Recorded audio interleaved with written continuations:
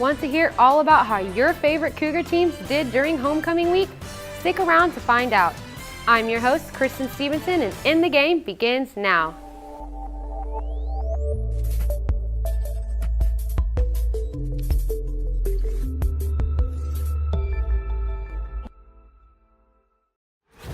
On third down, wide open space. Some eyebrows are being raised across the American and across the country right now. Touchdown, SMU. The loss is only good if you learn from it and you change. If you don't change, then you're going to repeat it again. We have what we want in front of us to play for, understanding that nothing else matters other than Temple, so we got to fix some things. Now De'Ara King on the end around with open space, and he's into the end zone and into the back corner of the end zone. Linnell Bonner makes the catch. A Houston touchdown from 9 yards out. After failing to defeat the SMU Mustangs last week, the UH football team had a lot to think about on the long bus ride back to Houston. What could they learn from the loss, and would they be ready for their homecoming game against Temple? Looking at last year's matchup with Temple, the Cougs took a 20-13 victory thanks to timely plays and a strong defense. Houston would come into this year's game against the Owls with the top offense, but the defense has not been as solid. Would the defense continue to struggle in their homecoming game? Temple gets ahead after a blocked punt before quickly scoring another for a 2-touchdown lead. End zone, touchdown. There is a flag down because Houston had 12 guys on the field. Then King passes to Singleton to put the Cougars on the board. Touchdown! Raylan Singleton. At the half, Houston trails 28-14, and Temple cushions the lead with a long run into the end zone to make it a 3-possession game. With a 35-21 score at the kickoff, Houston would get some luck on their side. Fumble, lost the ball a second time. Houston's got it. Not wanting to waste this opportunity to get his team back into the game, quarterback De'Ara King rushes the ball toward the line and dives into the end zone. This is followed by another Temple touchdown on a short run, bringing the score to 42-28. Then a Houston fumble followed by a recovery by the Owls leads to a turnover. Fumble recovery, turnover, and the Owls get it right back on a short field. And the Temple offense continues to take the advantage of the struggling UH defense, defeating the Cougars by a final score of 59-49. This puts Houston at a tie with SMU for first place in the AAC West. Here's Coach Applewhite with his thoughts after the game. Our energy is down. You just lost a football game, but tomorrow we're getting ready for Tulane.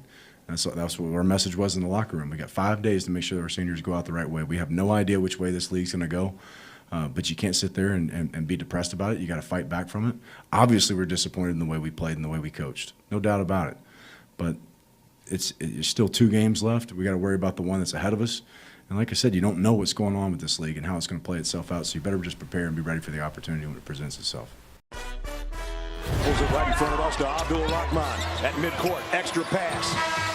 And it goes for the win! The three-pointer by Jordan Poole! A freshman has won it for the Wolverines. Last season ended in heartbreaking fashion for the men's basketball team, but this season's road to March Madness began on Saturday. The Cougars came ready to play in their season opener at home versus Alabama A&M. Armani Brooks, who was named the 2018 American Sixth Man of the Year, led the team in scoring points with 24 points, tying his career high after 6 three-pointers. Alabama A&M moved within 10 points in their first half with a score of 25-15. However, that was as close as the Bulldogs would come for the rest of the game. In what was their first matchup against Alabama A&M, the Cougars made 53.3% of their shots, including 21 of 31 in the second half, and out-rebounded the Bulldogs 37-20. Houston closed out the first half with a lead of 43-18. Senior guard Corey Davis Jr. scored a total of 22 points, while guard Nate Hinton totaled 7 points with a game high of 7 rebounds in his collegiate debut. The final score was 101-54, giving Houston their program's biggest season-opening victory since 2005 and their 16th straight home win. Also opening up their season this past weekend was the women's basketball team. For more on that, here's our studio reporter, Jackson-Sublet. Thanks, Christen. The women played against the Georgia Tech Yellow Jackets on Friday. The Cougars got off to a stagnant start, shooting just 18.2% from the field in the first quarter, while Georgia Tech opened the game with back-to-back scores and a 7-2 run. In the second quarter, the Cougs stepped it up a notch and were able to outscore their opponent, shooting at 52.6% from the field with 9 forced turnovers that led to 12 points for the Cougs. Houston was able to steal their 15-point lead after they opened the second half with a layup, bringing the score to 38-23. Headed into the fourth quarter, Georgia Tech took the lead, and shortly after, the game was tied at 66.